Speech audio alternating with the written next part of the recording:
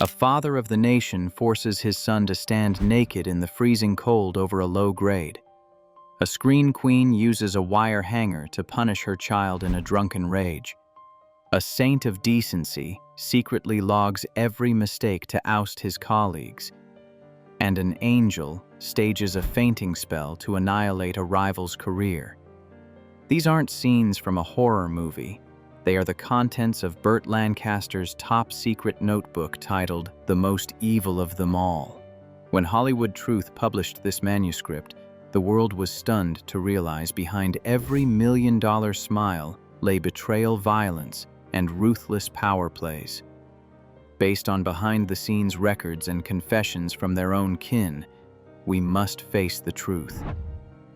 The icons you once worshipped were in reality the darkest nightmares once the lights went out.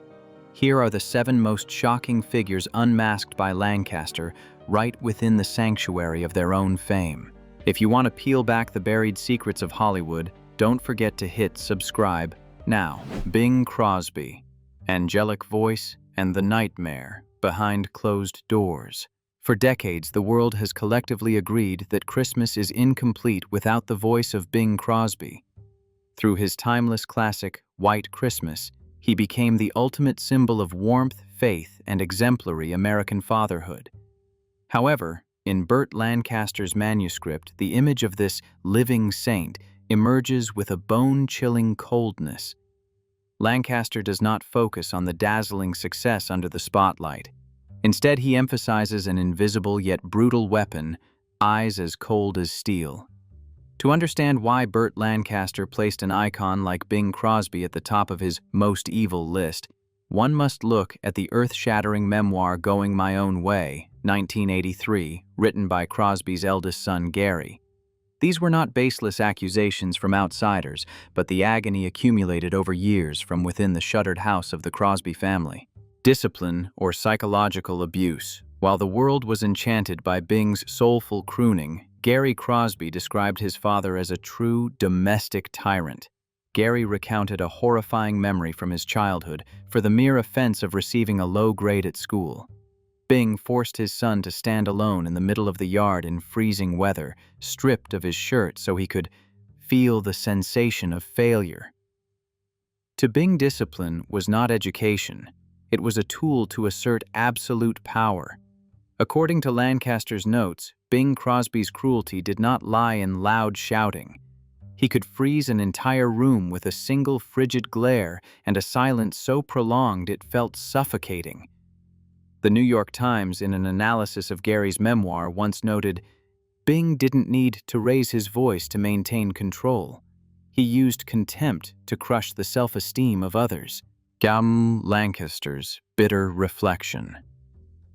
It is a haunting irony that a man who sang of love and peace to millions of hearts remained a total stranger to compassion toward his own flesh and blood. The glittering Christmas specials on television, where Bing appeared beside shimmering trees, turned out to be a flawlessly staged performance to mask a domestic psychological hell. Gary Crosby once uttered a statement that would become the living testament to Lancaster's records: "I would rather be the child of anyone, even a criminal, than be his son." This belated confession was widely reported by international media after Bing's passing, transforming the father of the nation figure into one of the greatest deceptions of the century. The cruelty of Bing Crosby was perhaps not just a personal issue, but a representation of a Hollywood generation where public image was everything, a world where people were willing to sacrifice the core values of humanity to sustain the public's adoration.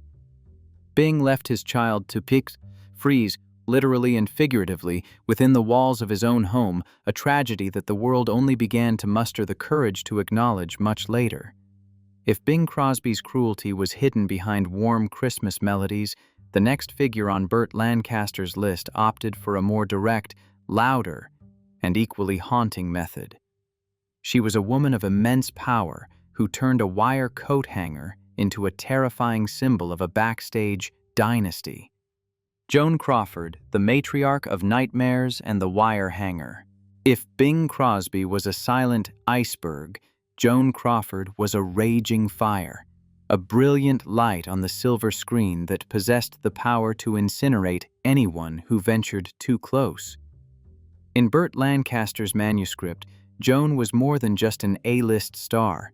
She was the woman who sowed fear, a ruler of her own private dynasty through iron discipline and cruelty carried out in the name of love. During the Golden Age, Joan Crawford was the very definition of a self-made powerhouse. Rising from a poverty-stricken childhood to become a titan at MGM Studios, she understood that in Hollywood, if you didn't control the game would crush you. But that control, as recorded by Lancaster, morphed into a morbid obsession the moment she stepped through her own front door. The climax of Joan's dossier lies in her relationship with her adopted children, those who were meant to be living proof of her benevolence. The reality was a jarring contrast. The world shuddered in 1978 when her daughter Christina Crawford published the memoir Mommy Dearest. Its contents were more than just rumors. They were painful vignettes of a mother ready to abuse her children over something as trivial as the wrong type of coat hanger. Joan Crawford enters her child's bedroom in a drunken stupor. A fury erupts not over a great transgression, but because she found a cheap wire hanger in a lavish wardrobe, a symbol in her eyes of baseness. Christina recounted how her mother went into a frenzy, dragging her out of bed and using that very hanger as a whip, screaming about perfection with every strike. Lancaster noted that Crawford's abuse wasn't merely physical. She was a master of psychological manipulation. She often told her children, pain is a woman's first lesson. To her, love was not a gift, but a reward reserved only for those who offered absolute submission. In Hollywood, she could reduce younger actresses to tears on set with nothing more than a cold arch of an eyebrow. Behind the scenes studio, staff confirmed that the air around Joan was always thick with a suffocating tension, where everyone held their breath to avoid the slightest mistake. What earned Joan a spot on Lancaster's list was her performance that never ended. Even while punishing her children or humiliating subordinates, she maintained the poise of a monarch. She turned the lives of those around her into a high-pressure stage where she was the sole director and the only judge. The truth of Joan Crawford is a grim testament. When a woman becomes obsessively consumed with preserving her aura, she may inadvertently become a monster to those she loves most.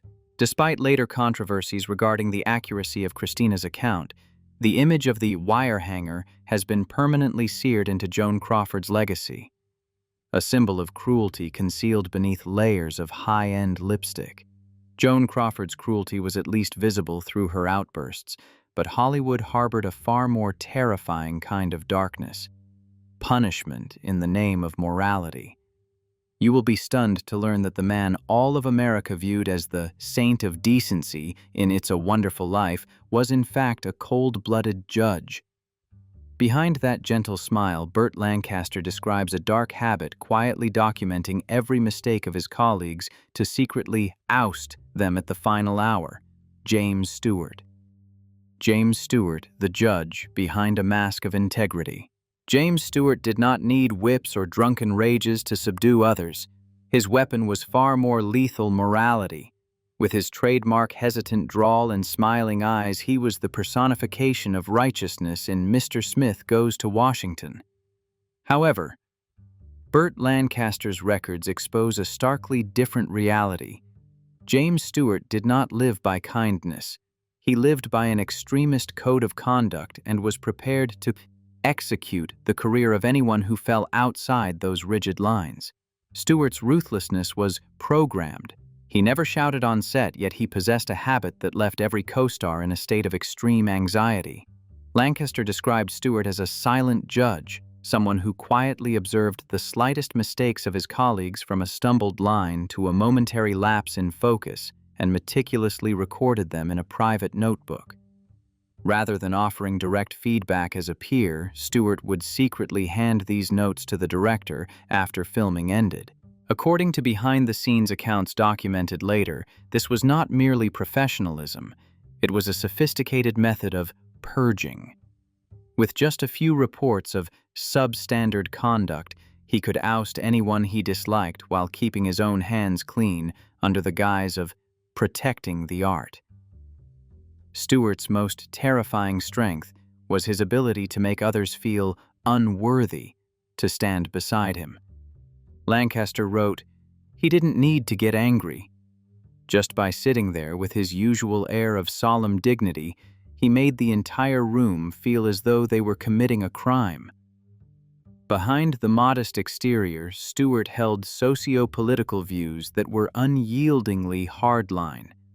Records suggest he leveraged his massive prestige to exert clandestine influence over studios, effectively blacklisting certain actors simply because they did not share his worldview. Stewart's integrity, therefore, was not a gift. It was an iron cage that suffocated anyone who dared to be different. James Stewart used morality as a gavel to judge, but the next woman on Lancaster's list went even further. She turned an entire movie studio into a psychological prison.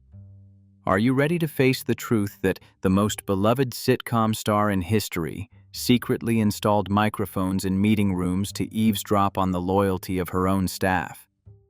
Lucille Ball programmed laughter and the empire of eavesdropping. Lucille Ball was not just an actress. She was the first woman to run a major studio in Hollywood Desilu Productions.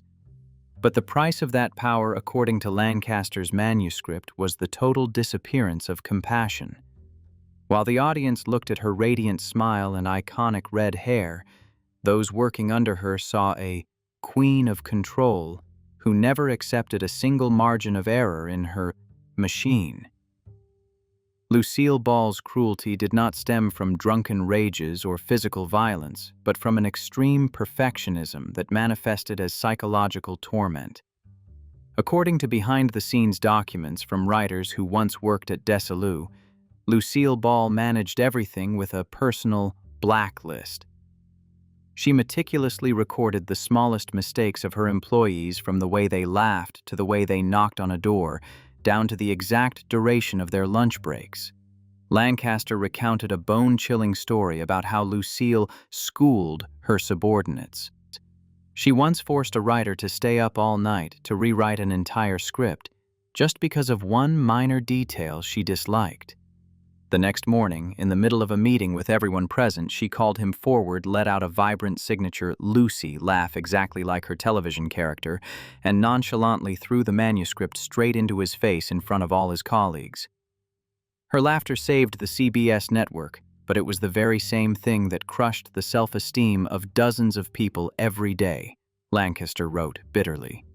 One of the most shocking revelations Lancaster exposed was Lucille Ball's obsession with loyalty.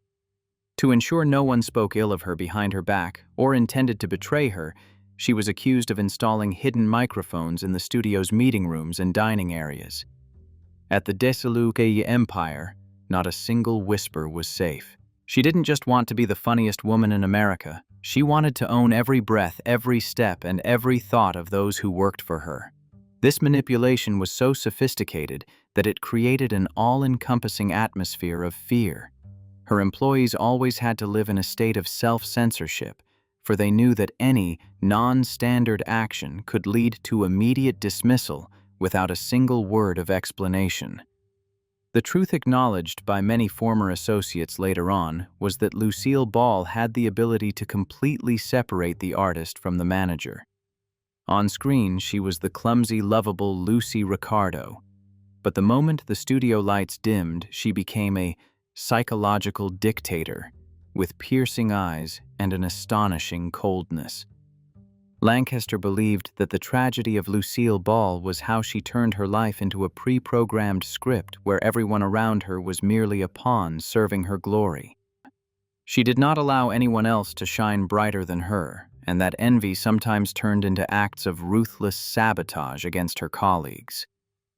She built a solid fortress for her career, but the foundation of that fortress was built upon fear and broken souls. This contrast creates a haunting portrait. A woman who brought joy to an entire nation, yet was the one who stole the peace of those closest to her. For Lucille Ball, laughter was not a connection, but a tool of governance more powerful than any other weapon in Hollywood. If Lucille Ball used laughter to establish an empire of control, the next figure in Lancaster's dossier is the embodiment of a more primal and terrifying instinct. Have you ever wondered how a towering Spartacus hero on screen, a man who always fought for freedom, could be a ruthless predator behind the doors of casting rooms? Kirk Douglas, the predator beneath the hero's skin. The big screen once hailed Kirk Douglas as a symbol of strength and an unyielding will that never bowed, from the hero Spartacus breaking slave chains to the principled characters in classic films. But in the top-secret notebook of Burt Lancaster, a close co-star for decades, Kirk Douglas emerges with a completely different portrait, a cold-blooded predator ready to trample every principle to maintain his absolute power. Kirk Douglas's cruelty did not lie in overt abuse like Joan Crawford or covert control like Lucille Ball. He operated a much more sophisticated system of manipulation, where power was exchanged for the absolute submission of others. According to Lancaster's records and accounts recounted by the press, later on, Douglas was a master strategist in acquiring everything. He did not only aggressively intervene in casting sessions and pressure producers, but also exploited his stature to the fullest to commit questionable acts against young actresses. One of the most shocking stories Lancaster ever hinted at involved actress Lisa Avery. In 1959, Avery was allegedly dropped from a major film project just before shooting began simply because she refused a private dinner invitation from Kirk Douglas. This was no coincidence. This was a cold and clear message: those who do not follow my will shall pay the price. Furthermore, Douglas's dossier contains even darker details. Lancaster recorded that in some instances, Douglas was also accused of using illegal substances as a tool to exert influence, not for enjoyment but for control. He was alleged to have used these to coerce directors, producers, and co-stars into obeying his every command. Anyone who dared resist faced horrifying consequences, being ousted from projects, being marked in the industry, or even being pushed into dangerous situations where no one dared speak up to protect them. Douglas turned his fame and prestige into a solid shield, concealing all acts of power abuse. Behind-the-scenes staff and those who worked with him could all feel a tense atmosphere where Kirk Douglas was the center and everyone else was merely a satellite forced to revolve around his orbit. The decisiveness on screen, which created legendary roles, turned into an uncompromising autocracy when he stepped into real life. Lancaster, who starred alongside Douglas in many classic films such as Gunfight at the OK Corral, understood better than anyone the difference between the public image and the true self of his friend. He was not merely a star, he was a monster, hidden beneath the skin of a hero, a man ready to crush every obstacle on his path to power. And when the spotlights fade, the haunting question remains: are we worshiping icons that are merely shells? While the true nature is a predator, relentlessly seeking new victims, Kirk Douglas used power to hunt, but the next figure on Lancaster's list used his very binges to turn himself into a time bomb on set. Have you ever imagined that the man honored as a master of acting could be a devil in the dressing room after just a few drinks? Spencer Tracy, the devil in the dressing room and the storm from the bottle. In cinema history, Spencer Tracy was considered the actor's actor. With 2 consecutive Academy Awards and the ability to embody characters of moral beauty, as in Judgment at Nuremberg, he was the benchmark of integrity. However, Burt Lancaster reserved a special place for him in his manuscript with the nickname, "The Devil in the Dressing Room." Lancaster asserted that behind those deeply humanistic roles was a man who always harbored a volatile madness ready to explode after every glass of liquor. Spencer Tracy's cruelty carried the colors of instability and sudden violence.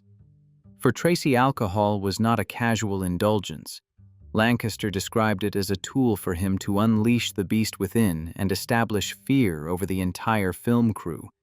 He didn't just drink to forget reality. He drank to hurt others. Burt wrote in his notebook. A definitive incident occurred in 1961, right on the set of Judgment at Nuremberg. Simply because a makeup artist inadvertently made a minor mistake, Tracy smashed a liquor bottle right on the vanity glass shards flying as everyone stood frozen in terror. According to behind-the-scenes documents and accounts from studio employees, Tracy frequently used his temper to coerce colleagues into complying with his every demand. This cruelty was even more terrifying, as it came with absolute power. No one dared speak up because he was the studio's treasure. Even more frightening than physical violence was the way Tracy manipulated the psychology of those around him. Lancaster revealed a vicious tactic that Tracy frequently employed after rages, or when wanting to pressure a co-star, he would resort to feigned weakness. He could play a saint with a gentle smile, then immediately threaten to commit suicide just to force a co-star to do what he wanted, the manuscript recorded. It was precisely this erratic transformation between a brilliant genius and a wretched alcoholic that created an immense pressure for anyone working with him. They had to live in a state of high alert, not knowing when that saint would turn into a devil. Many actresses and crew members had to endure Tracy's abuse of power and acts of invading their privacy without ever daring to denounce him because his shadow was too large. Spencer Tracy is a testament to the fact that brilliant talent is sometimes just a velvet curtain concealing a fractured soul and a nature that loves to control through destruction. To Burt Lancaster, Tracy was not a victim of alcoholism, but a cruel man who knew how to use liquor to break the self-esteem of others. Spencer Tracy used liquor to create storms, but the final figure on this list was a strategist who used a completely different weapon: fragility. Would you believe it? The beauty with the saddest eyes in Hollywood, the one the whole world wanted to protect, was actually a schemer who staged fake scenarios to destroy the careers of anyone she disliked. Natalie Wood, the weapon of fragility and the strategist behind sorrowful eyes. If there was anyone who could make you want to protect them at first sight, it was Natalie Wood. With her deep brown eyes and an appearance like a fragile flower, she was the icon of purity and rebel without a cause. However, in Lancaster's records, that fragility was not her nature. It was a tactic. Lancaster described Natalie Wood as a master manipulator who knew exactly the power of tears and how to use them to crush anyone standing in her way. Natalie Wood's cruelty was programmed and calculated. Instead of direct confrontation, she chose to play the victim to annihilate her opponents. A typical story revealed by Lancaster is how Natalie once sought to oust a male co-star from a project simply because she felt he was overshadowing her radiance. She didn't argue. She simply fainted. The fainting spell was staged right in the middle of the set, causing the film crew to halt for 10 hours and exerting massive budgetary pressure on the producer. Behind the scenes, she skillfully blamed the psychological pressure caused by that co-star. The result: the producer was forced to fire the actor to keep their star. That was not weakness. It was a form of destructive soft power that no one could resist. Lancaster even hinted that the mysterious death of Natalie Wood in 1981 was not entirely a random accident, but an inevitable consequence of the web of conspiracies she had spun herself. A journalist from The Hollywood Reporter once revealed that just a few weeks before that fateful night on the yacht, Natalie had threatened to use her influence to ruin a close friend's career if they did not obey her orders. Lancaster's manuscript concludes the section on Natalie Wood with a sentence that sends shivers down anyone's spine. The sea did not kill her. It only concealed what she left behind on the shore. This statement opens up a grim reality. Natalie lived a life full of masks, and when those masks began to crack, the price to pay was exorbitant. She did not only deceive the audience with her angelic appearance, but also deceived those closest to her with complex psychological scripts. 7 names, 7 monuments, and 7 chilling shadows. Burt Lancaster's The Most Evil of Them All manuscript is not just an exposé. It is a mirror reflecting the grim truth of the Golden Age. It was an era where people were willing to trade their souls for fame and use their aura to cover up the most horrific sins. As Lancaster wrote in his final lines, "We were all complicit. Fame blinded us to evil, even when it wore the faces of those we loved most." Hollywood did not just build dreams, it also nurtured monsters. And perhaps the most heartbreaking truth is not how evil they were, but how fervently we worshipped them without ever knowing. Burt Lancaster's Black Dossier has closed, but other secrets of Hollywood still lie deep in the shadows. Which name on this list shocked you the most? Is there another legend whose dark side you want us to decode? Leave your thoughts in the comments below. And if you are someone who yearns to find the truth behind the velvet curtains, don't forget to hit like, share, and subscribe so you won't miss the next shocking dossiers. Goodbye, and see you again.